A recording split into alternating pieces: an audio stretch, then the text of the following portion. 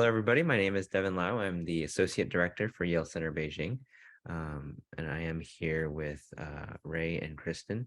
I will get to introducing them in a second. Yale Center Beijing is Yale's first and only university-wide center where we gather together Yale faculty and staff and alumni and students to discuss the latest things that are going on at Yale. We've covered quite a variety of topics from the last in the last year or so, over 100 activities, covering everything from astronomy to art history to economics, philosophy, you name it.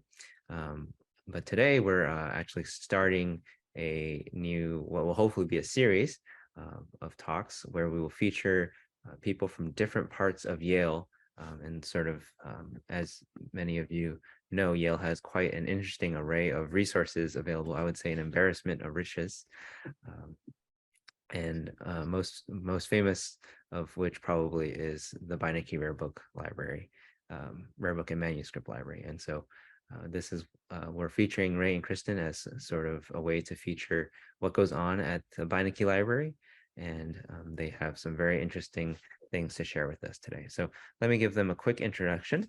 Raymond Clemens is Curator of Early Books and Manuscripts at the Beinecke Rare Book and Manuscript Library. Prior to coming to Yale, he was Associate Professor of History at Illinois State University, as well as the Acting Director of the Newberry Library Center for Renaissance Studies. He is the author with Timothy Graham of Introduction to Manuscript Studies, as well as the editor of the Beinecke Manuscript, which was published by Yale. He's held the Andrew Mellon Fellowship, as well as the Newberry Library British Academy Exchange Fellowship, and he received his PhD from Columbia University. Kristen Herman is a PhD candidate in the Medieval Studies program here at Yale.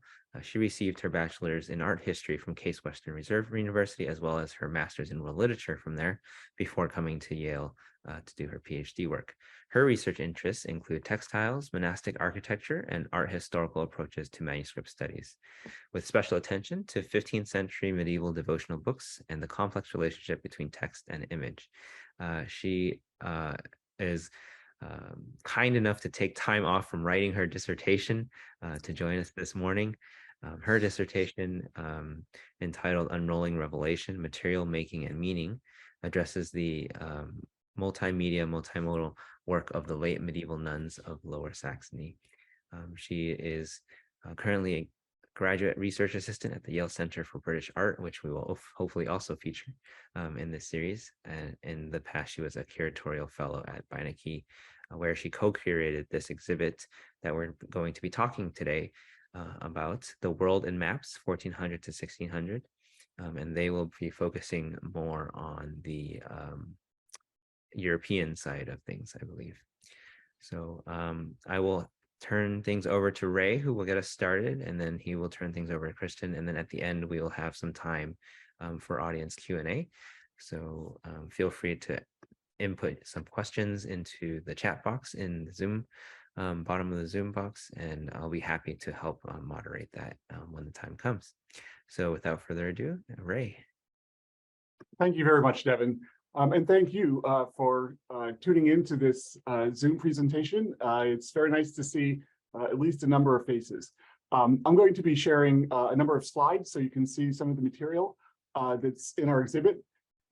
This exhibit is largely, as Devin said, on Western materials, but that is largely because Yale doesn't have manuscript maps from Asia before 1600. We do have an entire case in the exhibit devoted to Asian maps, some from China, some from Korea, some from Japan. And what those are their printed maps based on earlier manuscript maps. And some of them are just late printed maps. And that's just because those are the materials that were available to us. There's a lot of very interesting work being done in comparative cartography, looking at the various ways in which East and West maps. And one of the interesting things that we're able to show, even with just a cursory look at these materials, is the central idea that maps locate us in time and space. And so the Western maps focus obviously on where the West thinks of itself and what its center is. and Eastern maps focus on where the East thinks the center is. So not surprisingly, during the medieval period, largely Asian maps center on China as the center of the world. And the earliest maps are Buddhist maps that were used for religious pilgrimage, whether those pilgrimage were actual or intellectual. So again, these will be focused largely on the Western maps, and I apologize for that. If you get a chance to fly over, you'll get to see our Asian maps as well in the case. In the West, by 1500, there are three distinct types of mapping. And you'll see as I present these that they're actually quite different from each other. And this didn't disturb people. People knew that the maps represented different ways of describing the world. And there probably weren't a whole lot of people working with maps anyway. They were limited to academics that were interested in astronomy and geography, and people that actually had to sail, people that had to travel places. For the most part, these maps are not concerned with inland features, they're concerned with sailing, which was the way in which Europeans began to explore the world. This first map that you're looking at is a little bit dark, and it's a map by a man named Martellus. And this map was composed, we believe, around 1490, 1491. And unfortunately, with looking at maps in a slideshow, you don't get a sense of perspective. So I just wanted to add, this is a fairly large map. It is roughly, a human wingspan. I don't know it in meters, I apologize, but it's about 5 feet in width. So it's a very, very large map. And the reason it looks sort of dull is that its colors have been distorted by a varnish that was placed on it at some point, which makes it difficult to read. So a number of years ago, we had an NEH project that used multispectral imaging to take pictures at both the infrared and the ultraviolet spectra, and used a computer to combine those. And that gave us an enhanced image that looks a little bit bizarre. It looks sort of like an X-ray, but it allows us to read the text, which was very important with this map. And the reason this map is so important is that Ptolemy himself was a 2nd century Greek Egyptian astronomer, and he made a map of the world that was essentially what we would call the northern hemisphere. And in Ptolemy's maps, we have the landmasses as they're represented. Only at the very bottom of Ptolemy's maps, Africa and China connected. And so the Indian Ocean was an inland sea. It wasn't in fact an ocean. The reason we have the Africa and China differentiated here is that Martellus was working with Portuguese explorers, and those explorers had explained to him that they had rounded the Cape of Good Hope in South Africa, and they had actually begun exploring up the eastern side of Africa. And so they knew that Ptolemy was wrong and that Africa and Asia didn't connect. And so that's what you see in this map. And so historically, this is one of the first maps we have that shows Portuguese exploration and the way that it went around South Africa and opened up that part of the world to exploration.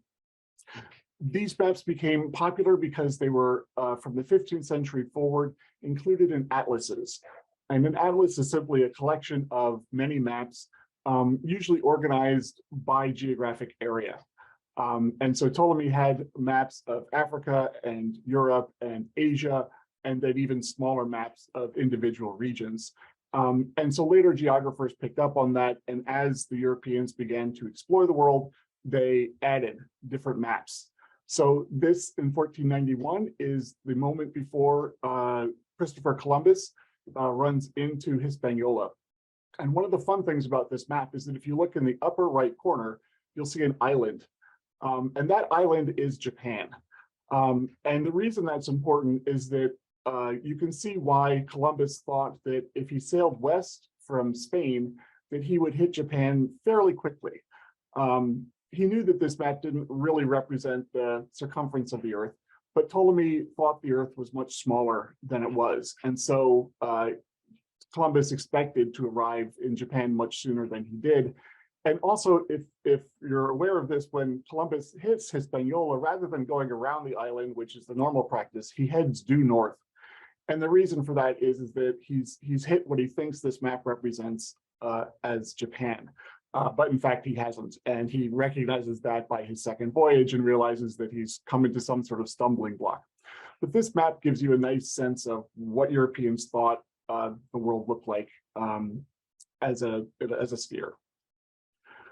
And this is another Martellus map, only instead of being the size of a wall hanging, this is in a book in the British Library. And I just wanted to show it to you because it shows you that same going around the Cape of Good Hope.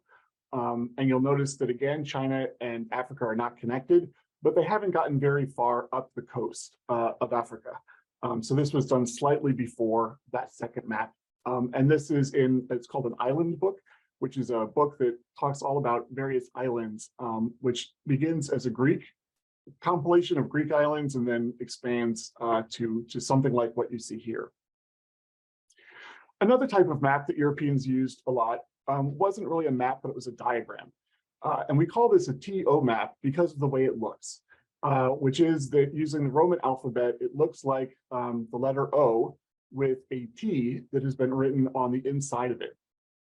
So in this conception, Asia was twice the size of Africa and Europe, and it was above the T in the diagram.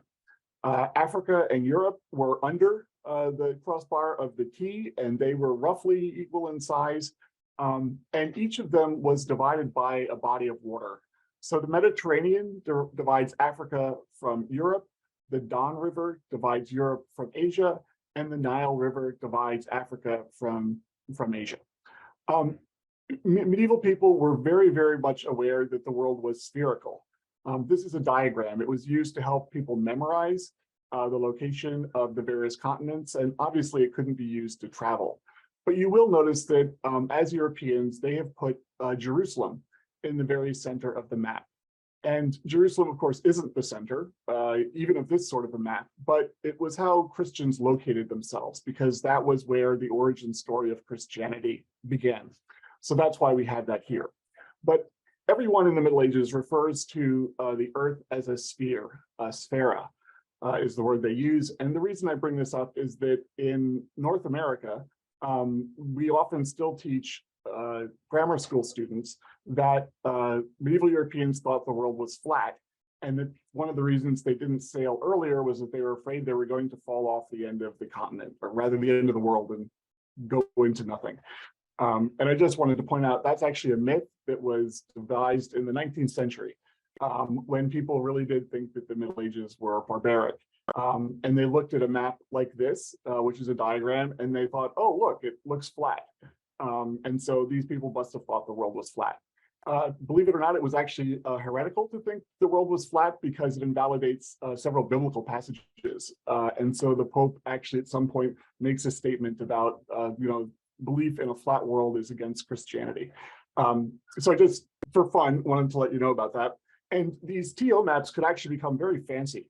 And I said I'd tell you a little bit about sizes. That last map that I showed you, this map is about the size, maybe 2 inches across, not terribly large.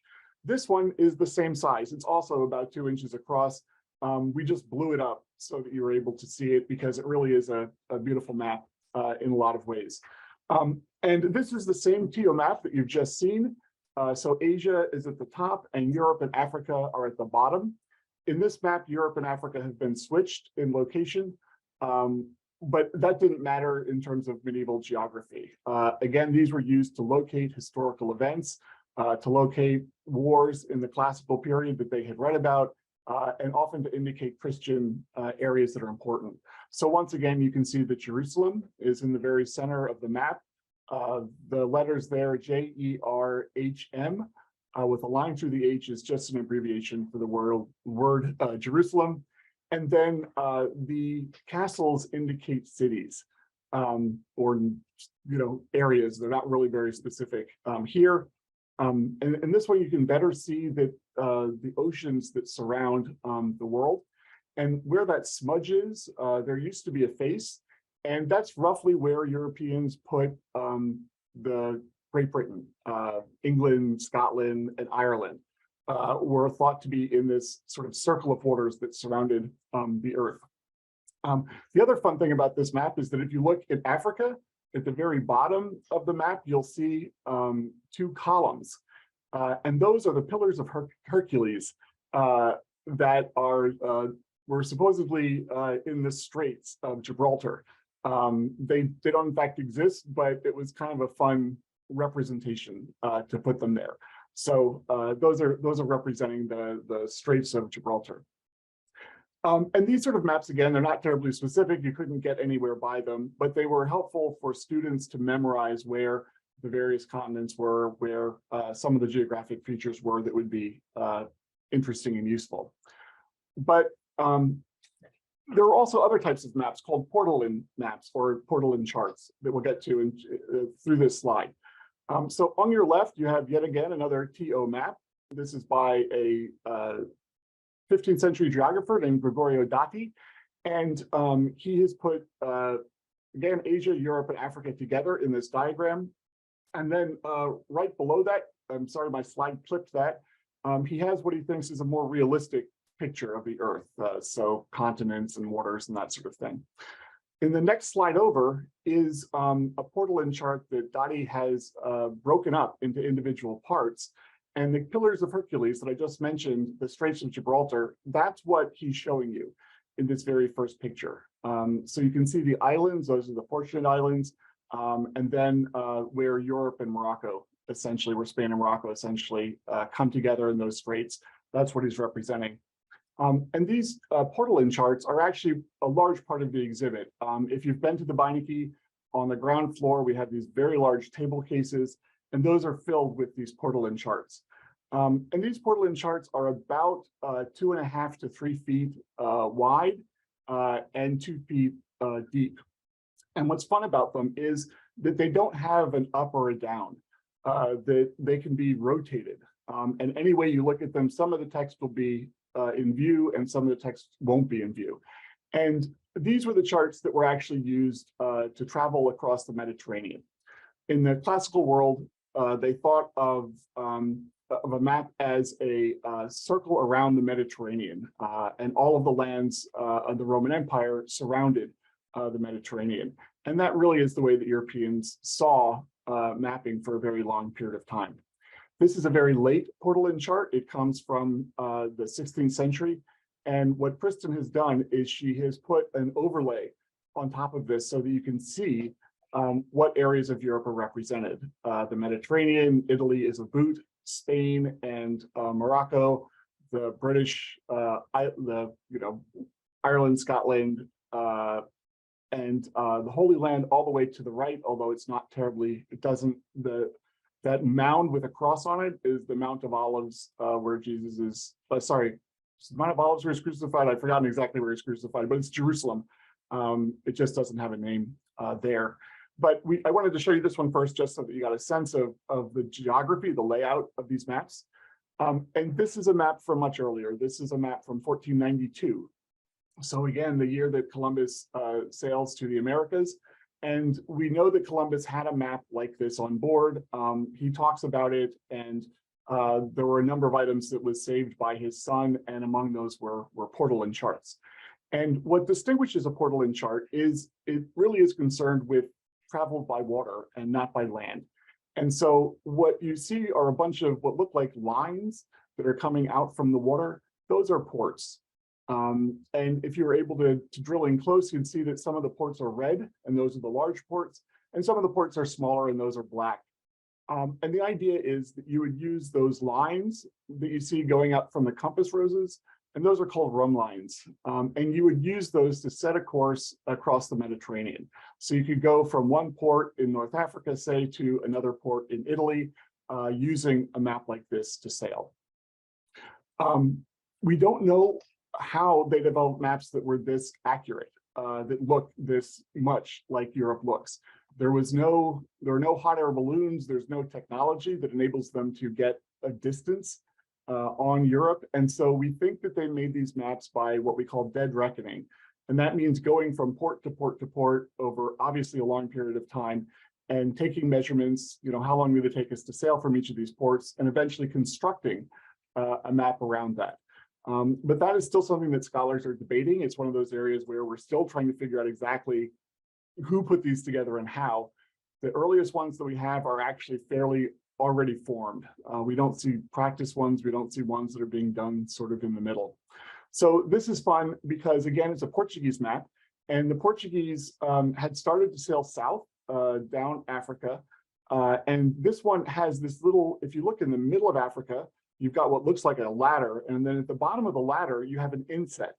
And the reason you have an inset is the map was not made to go that far south, but the Portuguese had explored from Sierra Leone, which is the mound to the left with the flag that has the flag of Portugal on it, all the way down to Ermina, which is a slave trading port, which is seen as a castle here with the Portuguese flag. So they're indicating that the Portuguese have gone further.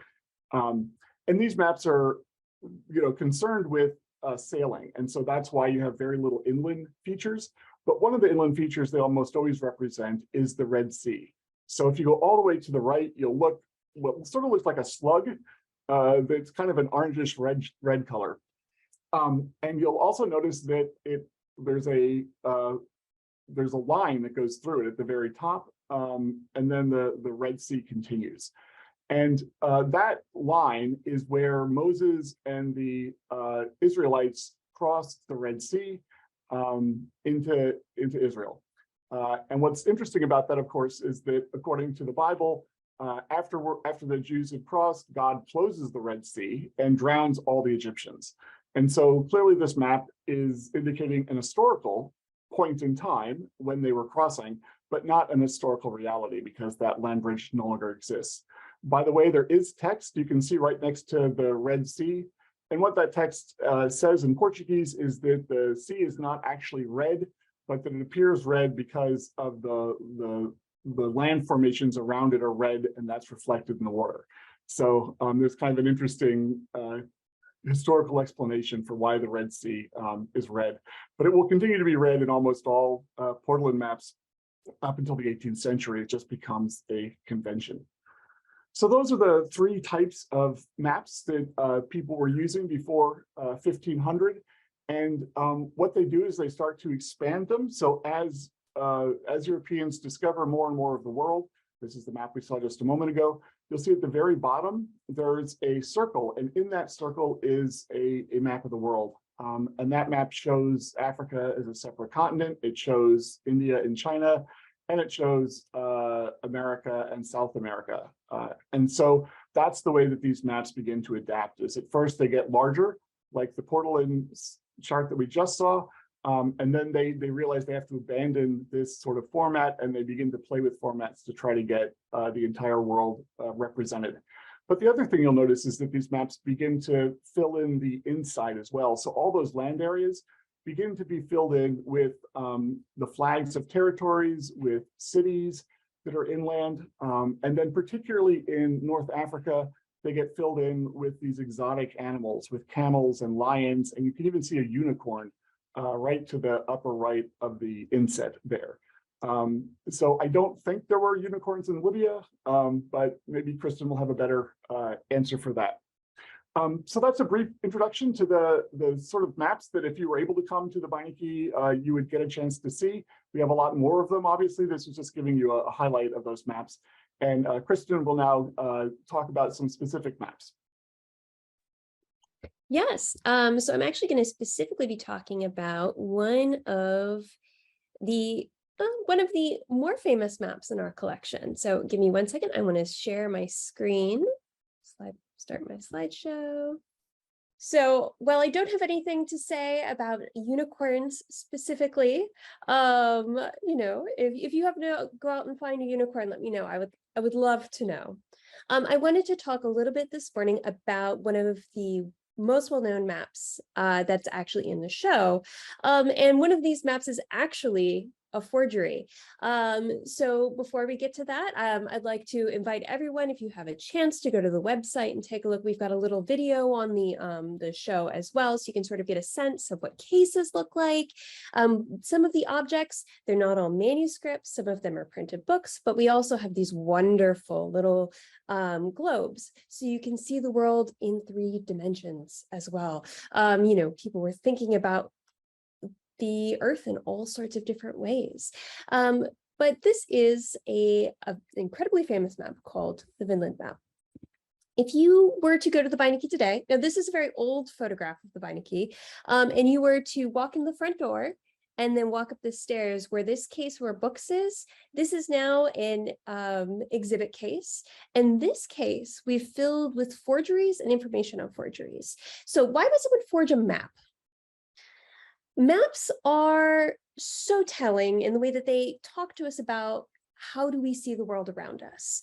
How do we see the borders between my country and your country? How do we see roads? What does your map show? I live in New York City and I don't have a car, so I look at a subway map pretty frequently, right? It shows how I get around. And historic maps often show how far people have gotten. So the Portolan map that Ray showed earlier that was from Portugal shows a little bit more of Africa, because they're trading further and further down the coast of Africa, down the west coast of Africa. They're having more experiences with people there, and the map is reflecting this. So maps can be used to tell us something about the history of navigation, the history of how people see the world. Do you put yourself in the center of your map, right? What is the center of a sphere, right? So this is the Vinland map. It was purchased and given to the Beinecke, and it is famous because it's a world map, right? So we can see some of the details you would expect, right? So we have, here's Spain, we have the shape of Europe, here's the west coast of Africa, and it follows this sort of ovoid shape, right? Sometimes when we think of maps and when you open up a textbook, they're kind of this shape as well. And off to the far side, we have this little island, right? Well, of course, there's not actually an island like this there. That would be part of Canada. Here, we have a slightly darker version here where you can take a look and see. What is this map telling us? Well, this map purported to be predating 1492. So that would be the date that we associate with Columbus coming to the Americas, arriving at a place that becomes called the New World, even though it wasn't new to the people who were already living here, right?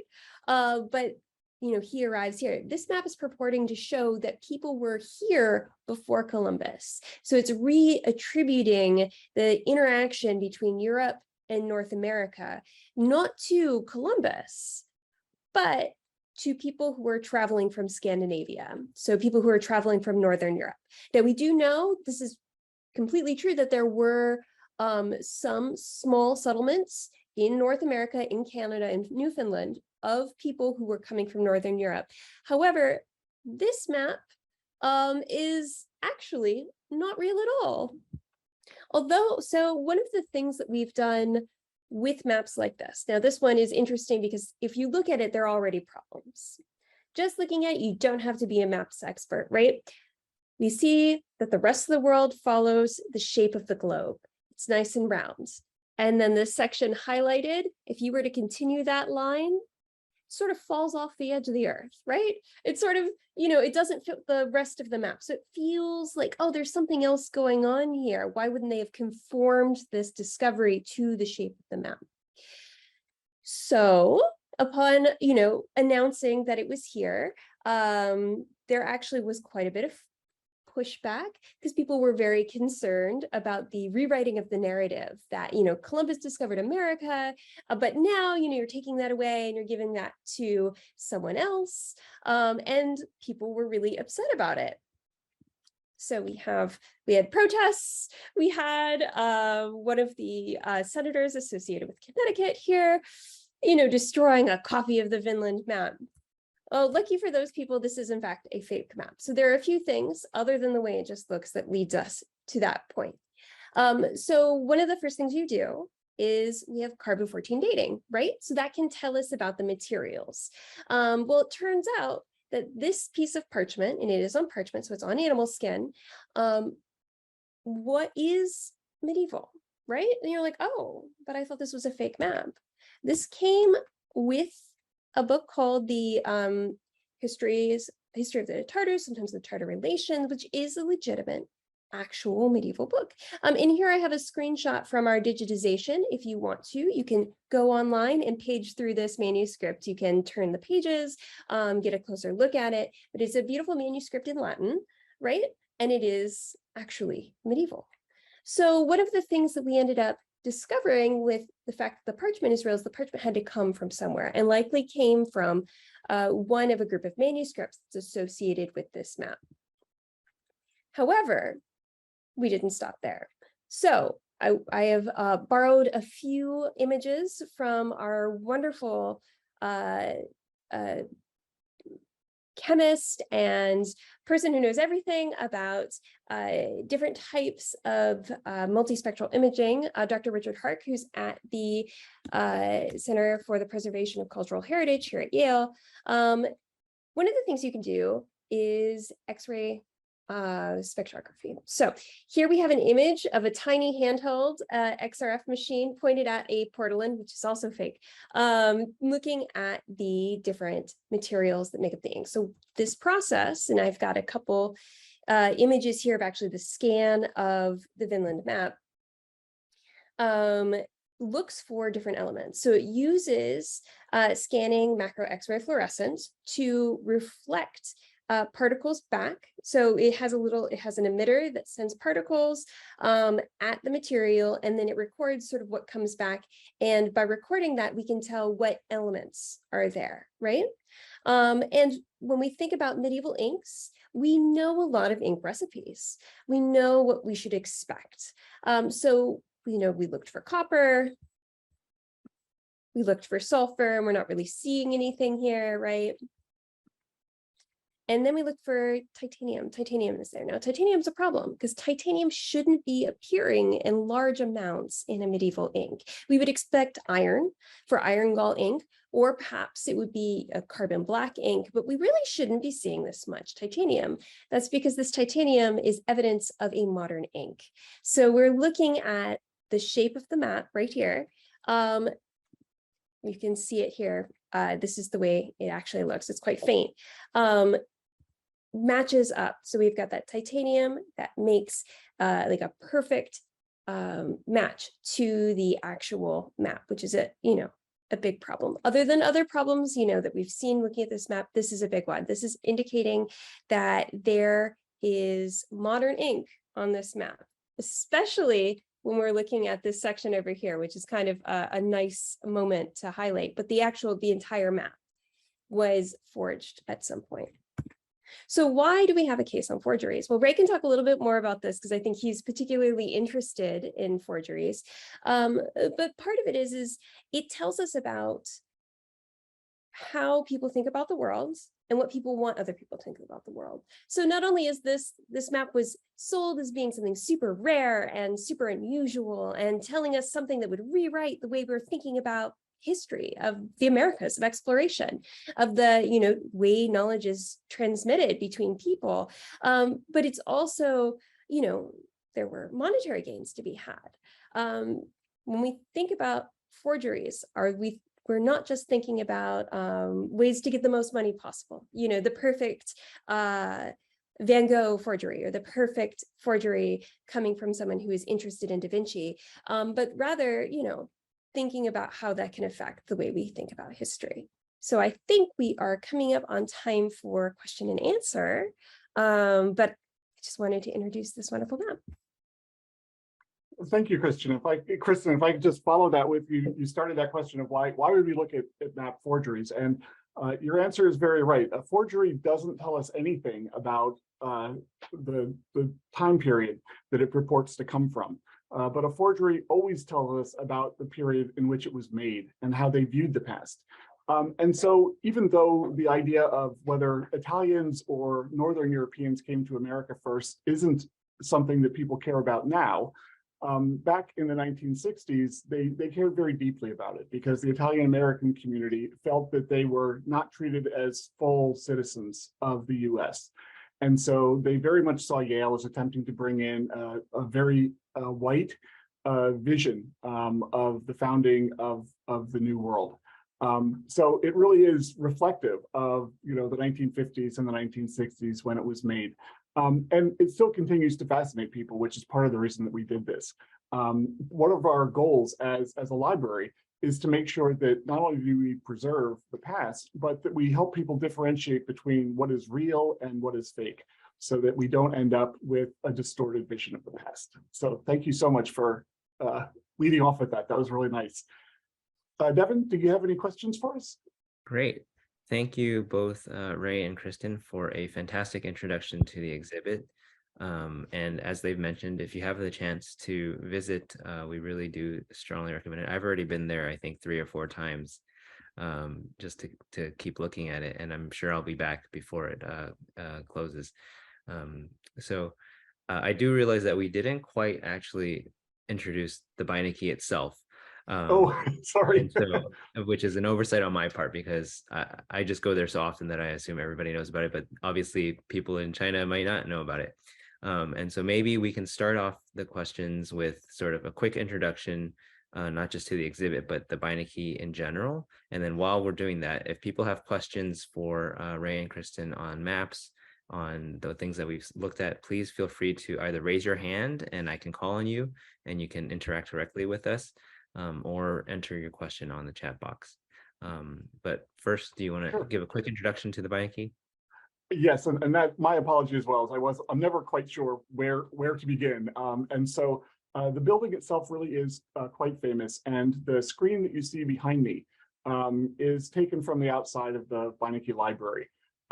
If you've been to Yale's campus, you'll know that Yale rebuilt its campus in the 1930s as part of an effort to stimulate the economy because of the Great Depression. And one of the things they did was they rebuilt almost all of the classroom buildings and all of the dorms and everything else that was important about the university. And they decided to make it look like Oxford or Cambridge. So we call it pseudo-Gothic. And it's a very weird thing. They have moats, only they're not real moats. They're just cement, but you know, they're things that look like moats. It's a kind of a bizarre thing, but it gives it a very old world feel, which is what Yale was going for. The Beineckes were alumni of Yale University, and the 3 Beinecke brothers married into a very wealthy family. And they wanted to give something to Yale. And so they wanted to give a special collections library, and Yale allowed them to do so under the proviso that the Beineckes provide enough money for the building and its perpetual maintenance, as well as money to buy materials. And so they hired a very modern architect, Gordon Bunshaft was his name, and he created a gorgeous, very modern building. And what you see behind me, those are marble insets that go across the entire library. And the slide that Kristen showed, you can see through them, not through them, light passes through them. And so it gives a very beautiful sort of diffused light into the building itself. The building was opened in 1963. And it immediately caused the same sort of anger that the Vinland map did. People at Yale are very conservative and they don't like things changing. And in the middle of a pseudo-Gothic campus, they had this massive monstrosity of modernism. They've gotten over that. Now it's one of the key points on the tour. It really is a very beautiful building. Some people think it's built to look a little bit like a book itself on its side. But the other thing that Kristen's slide showed you was the book tower.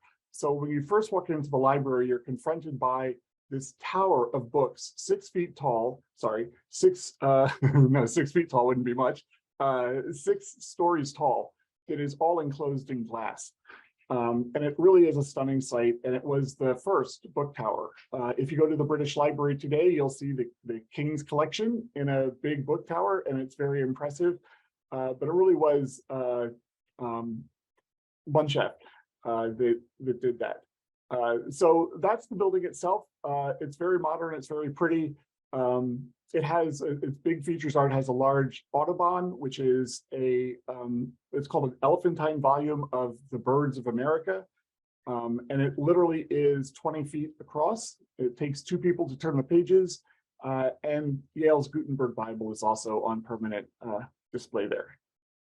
So is that good, Devin? Does that give you a rough sense of the? Yeah, and maybe you can do just a quick quickly talk about the collection and sort of what kinds of resources are available there. Yes, so the Beineckes were originally interested. There are three brothers. They had very different interests. One of them was interested in what we call Western Americana, which is kind of an odd term. We don't use that term much, but it was the development of the West in America. It's obviously a very racialized concept, and so it's one of those things that we're still wrestling with in terms of its inheritance.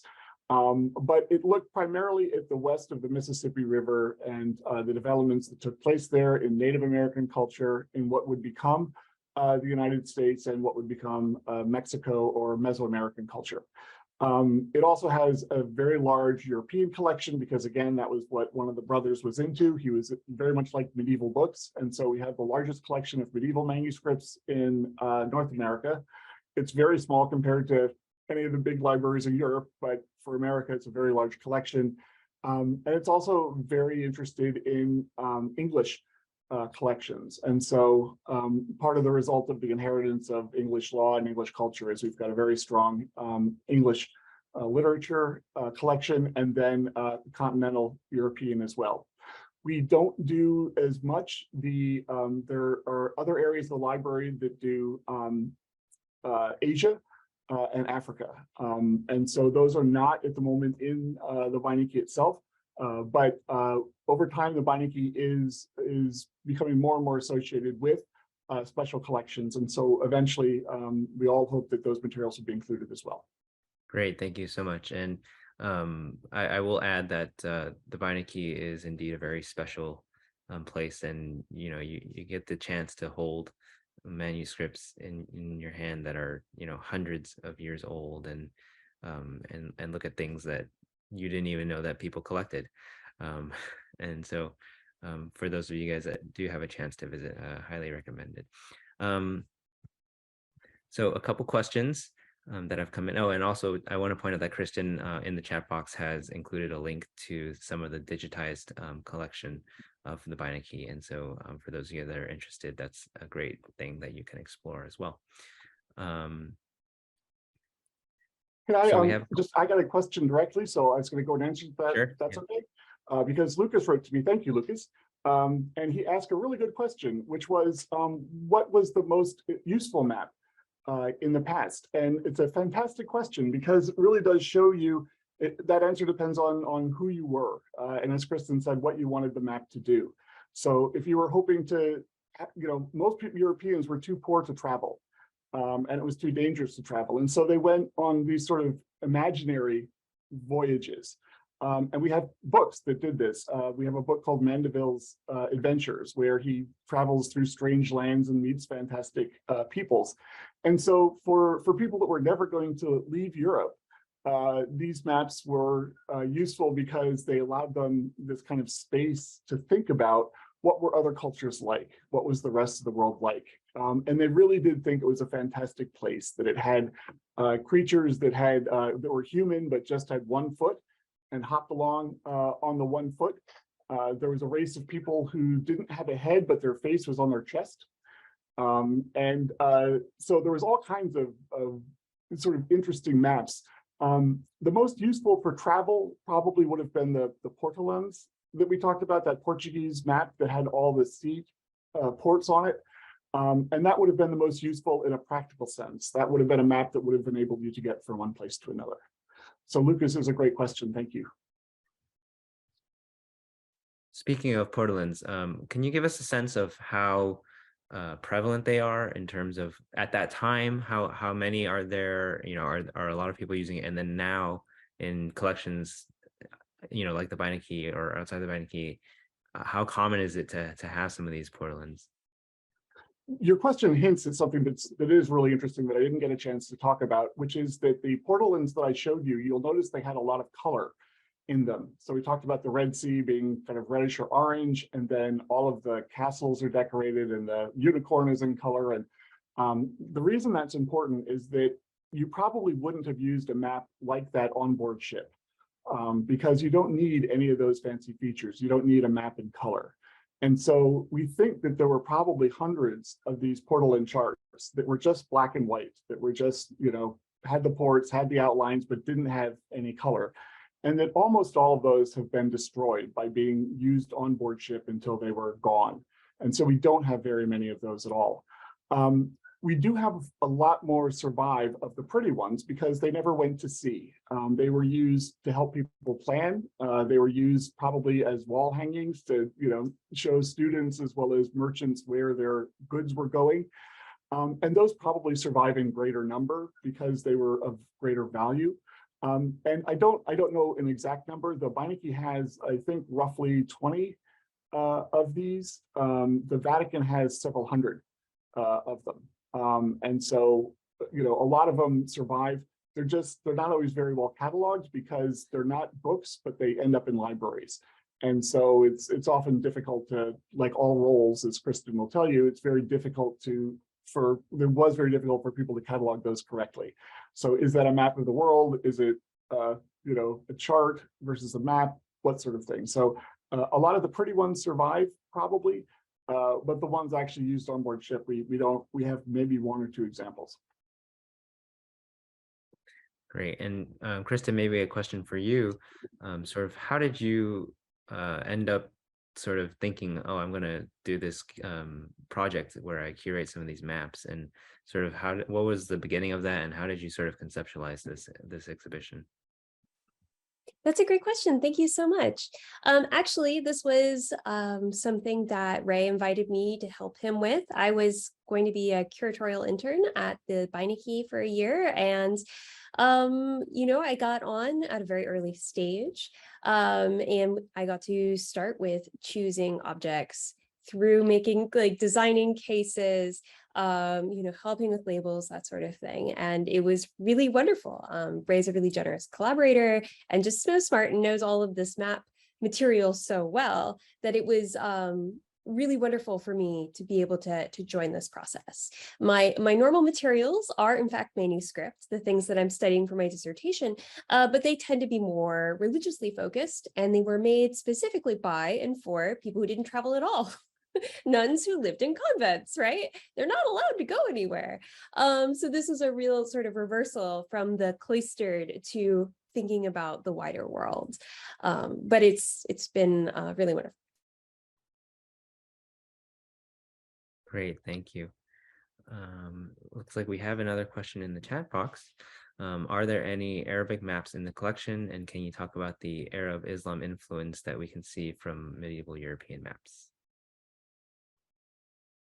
Yeah, absolutely. Ray, I don't know, like, if you want to start and have me chime in. You start. Okay, well, we do actually have Arabic maps in the collection.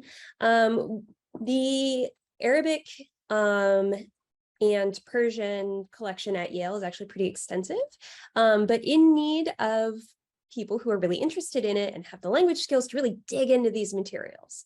One of the things we do have on display is an Arabic map, and it's just a very different way of thinking about the world. It's pretty schematic in the way that the TO maps are schematic, right? The world divided in three. Like, everybody knows that, like, Africa isn't necessarily shaped like a pie piece, but it's a way of thinking about the world. So we have on display an Arabic map that is quite schematic, that shows the Red Sea, the Mediterranean, and Mecca. So you can sort of orient yourself around what is the most important part of the world. That said, we also have on display today, if you were to walk in, a number of manuscripts dealing with astronomy. So one of the things that happens with mapping traditions, with traveling around on the ocean, is using the stars to navigate, right? To think about the world, not just as a physical place, like the earth we stand on, but also the heavens above. And the influence of Arabic mathematics, science, and astronomy on later European endeavors can almost hardly be overstated. That's where a lot of Greek texts that later became really important to Western European science actually came through Arabic sources. The sort of cultivation of using astrolabes to study the stars, to plot where you're going, this sort of thing. This really comes out of a really strong Arabic tradition. Ray, did you have anything you wanted to add? No, that was fantastic. I always forget about the astrolabes. They were those used to chart where you were in the ocean, which obviously is difficult to do. And so, yes, basically all European knowledge about the world around them in a geographical sense, probably 90% of that is from originally the Greek world, the Greek and Latin world, and they lose a lot of that. Ptolemy, for example, was entirely unknown in the Middle Ages, and it's only through these Arabic transmitters who preserve Ptolemy, translate Ptolemy, and then expand on Ptolemy.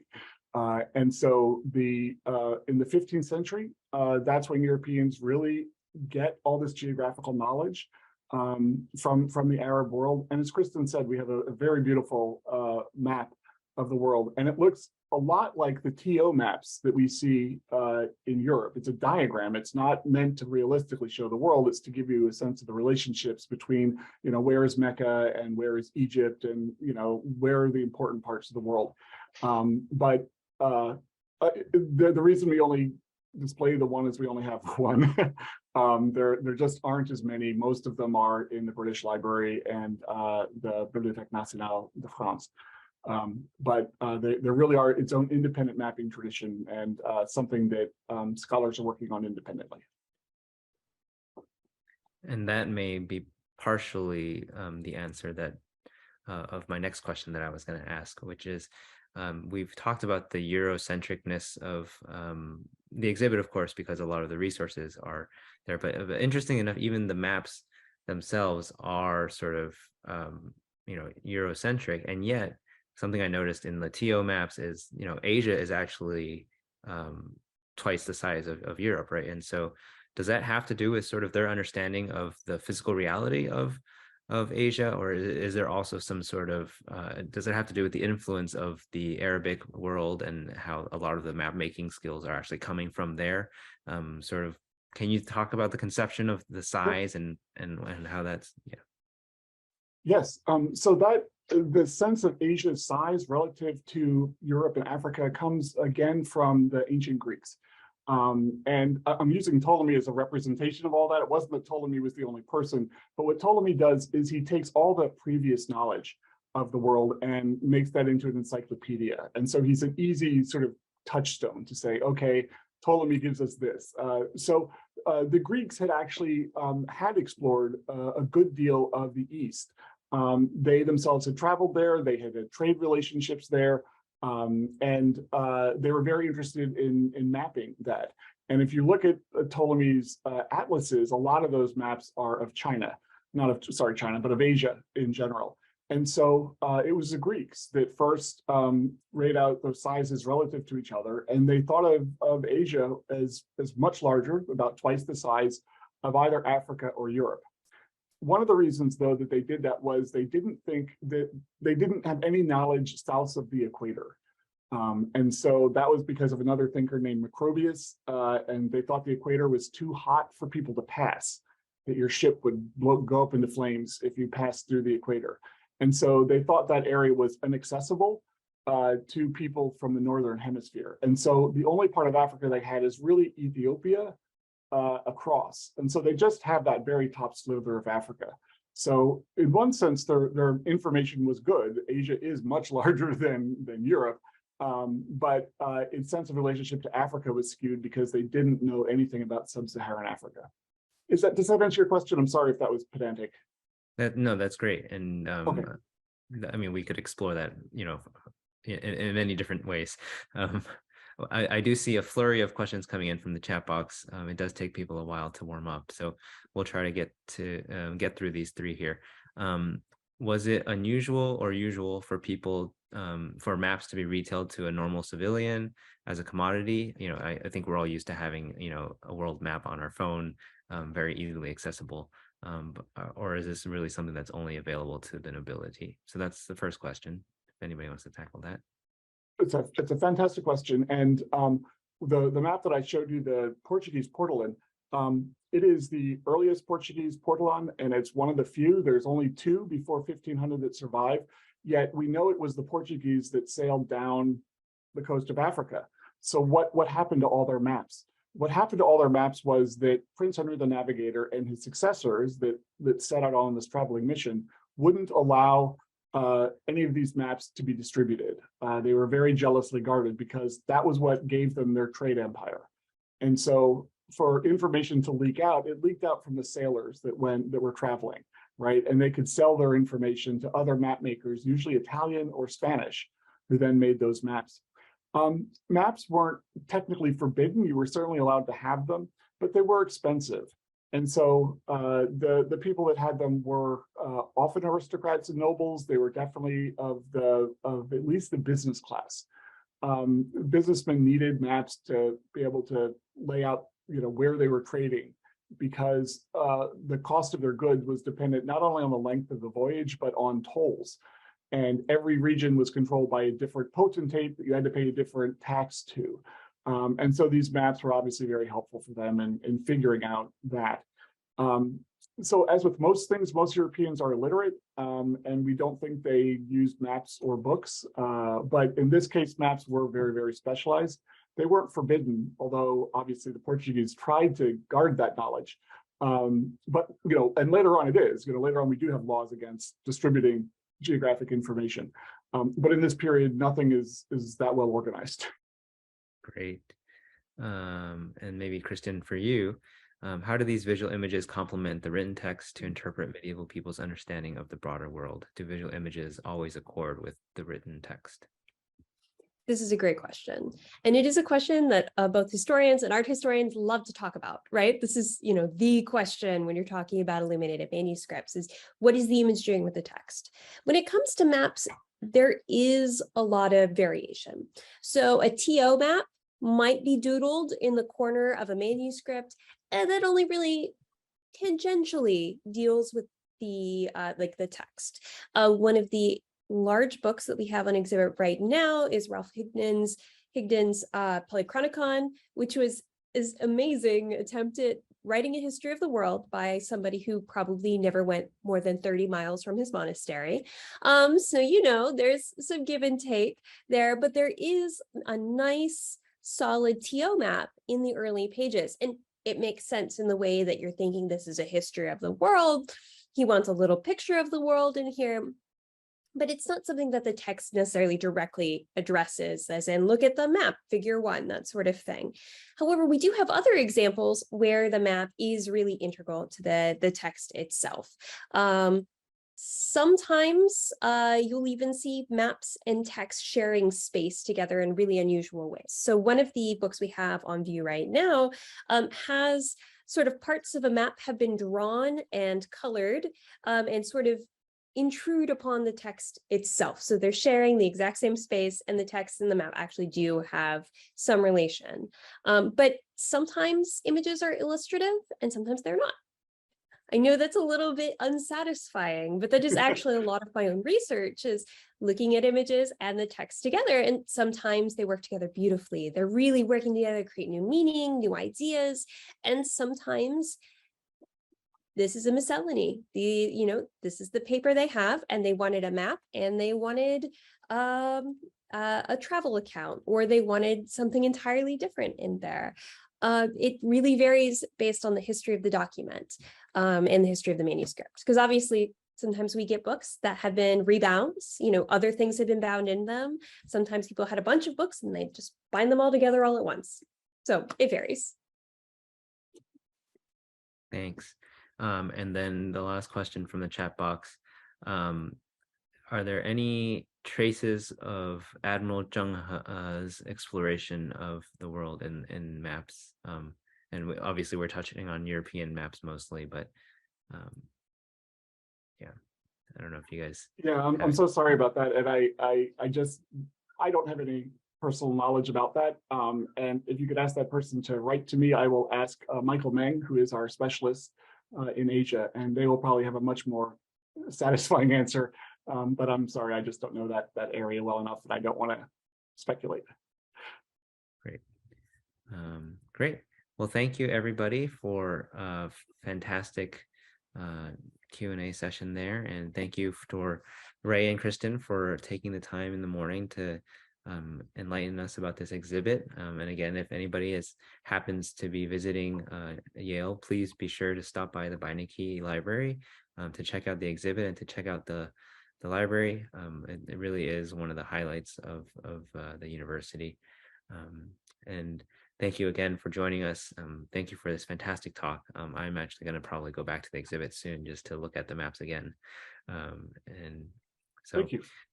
Yeah. Thank you so much. And to all of you, when you get back to New Haven, please look me up. I put my email in the chat, but it's been wonderful. Thank you. Great. And I'm going to unmute everybody so that they can all say thank you to you too personally. Thank you. Thank you. Thanks, Thank William. you. Good night. Good night. Have a good day. Lucas and Michael, go to bed. Thank you. Thank you.